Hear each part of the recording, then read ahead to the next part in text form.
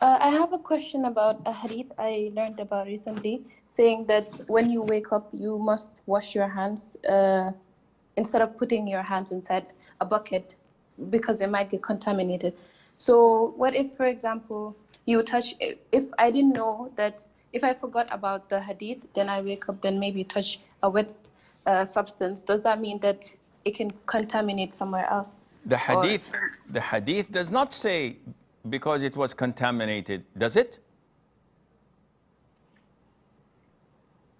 as in, you know, you don't know where your hands have been. Okay, so it does not say anything about contamination. It simply says you don't know where your hands have been. So the hadith is definitely authentic. The Prophet said, alayhi salatu wasalam, when someone of you wakes up from night or from sleeping, he must wash his hands 3 times before inserting them in the bucket, because he does not know where his hands were. He doesn't know where his hands were, meaning while sleeping. Remember that they did not have any faucets, so in order for them to scoop water in these days, they used to put their hands in the bucket and wash their faces or use it for any other purposes. Now, this hadith is as it is.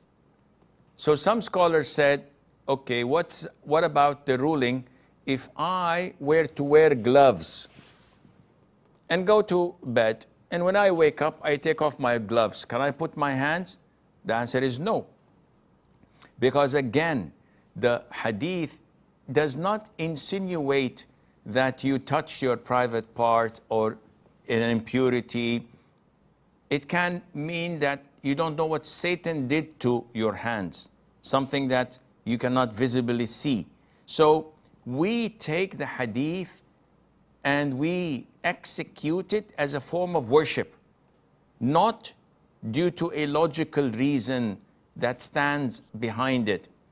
Simply, we wash our hands. Why? Because the Prophet said so, alayhi wasallam. And this is very simple. Likewise, when we wake up, the Prophet told us to blow our nose 3 times. So we inhale water up our nostrils and blow the water 3 times. Why? Here, the Prophet says, because Satan slept on the opening of your nostrils. So we are cleansing it through this action. We did not see Satan. We did not see any leftovers of Satan. We simply believe in the unseen, which the Prophet had told us about, and I hope this answers your question.